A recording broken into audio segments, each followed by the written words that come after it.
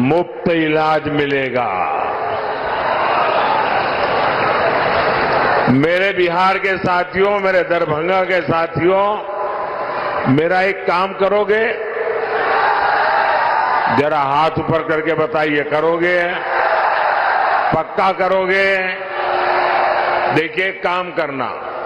जब आए भी इन दिनों गांव-गांव जाते होंगे, मोहल्ले में जाते होंगे, छोटी छोटी बस्तियों में जाते होंगे, अगर वहां पर कोई परिवार ऐसे आपके ध्यान में आ जाए जिनको अभी पक्का घर मिलना बाकी है, गैस का कनेक्शन मिलना बाकी है, नल से जल का कनेक्शन बाकी है, आयुष्मान का कार्ड नहीं पहुंचा है, तो उनको कह देना कि मोदी जी की गारंटी है 4 जून के बाद नई सरकार बनने के बाद हम 3 करोड़ नए घर बनाने वाले हैं।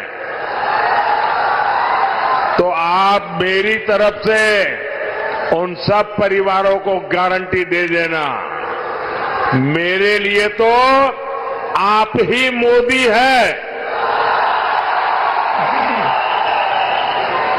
साथियों, दरभंगा का एयरपोर्ट हो, रेलवे स्टेशन हो, अमृत भारत ट्रेन हो, आधुनिक सड़कें हो, हर तरफ काम हो रहा है। दरभंगा एम्स की अड़चनों को भी दूर किया जा रहा है। साथियों, जब विकास की बुनियाद मजबूत होती है तभी उद्योग और रोजगार पैदा होते हैं। यहां दरभंगा में आईटी पार्क भी बना, जिससे युवाओं के लिए नए अवसर पैदा होंगे। मिथिला में मखाना, लीची और आम खूब होता है। अच्छी सड़कों और इंफ्रास्ट्रक्चर से इसका एक्सपोर्ट दुनिया भर में बढ़ेगा। यहां के मखाने को दुनिया तक पहुंचाने के लिए हमारी सरकार ने मखाने को जीआई टैग दिया है।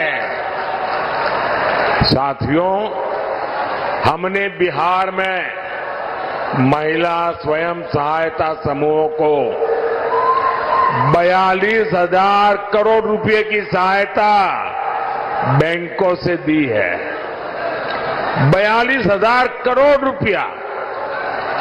दरभंगा, मधुबनी में 11 लाख महिलाएं इन समूहों से जुड़ी है। दरभंगा में इन बहनों ने शिल्प ग्राम की शुरुआत भी की है और आपकी मधुबनी की पेंटिंग का प्रचार तो खुद मोदी पूरी दुनिया में करता रहता है। आज आगे बढ़ती हमारी बहनों की ये खुशी, यही मोदी को मेहनत करने का हौसला देती है। साथियों, आपको पता है कि संविधान ने लंबी चर्चा के बाद हमारा संविधान बना, तब एक मुद्दे पर सबसे ज्यादा चर्चा हुई थी। बाबा साहब आंबेडकर थे, डॉक्टर राजेंद्र बाबू थे, देश के बड़े बड़े विद्वान थे और संविधान में धर्म के आधार पर आरक्षण देना कि नहीं देना, इस पर गंभीर चर्चा हुई और बाबा साहब के नेतृत्व में संविधान सभा ने 75 साल पहले तय किया कि हमारे देश में धर्म के आधार पर आरक्षण नहीं दे सकते हैं, देश को फिर से नहीं बांट सकते हैं। बाबा साहब आम्बेडकर ने इसके विषय में खुले आम वकालत की कि धर्म के आधार पर आरक्षण नहीं होगा। इतना ही नहीं, पंडित नेहरू ने भी धर्म के आधार पर आरक्षण का विरोध किया। लेकिन अब जब हमारे गरीब एससी कांग्रेस से मोहभंग हो गया है, तो कांग्रेस नेहरू जी की भावना के खिलाफ जा रही है, बाबा साहब आम्बेडकर के पीठ में छुरा भोंक रही है, संविधान को तोड़ने मरोड़ने में लगी है। कांग्रेस लगी हुई है कि ओबीसी कोटे को कम करके धर्म के आधार पर उसमें से डाका डाल के मुसलमानों को आरक्षण दे दिया जाए,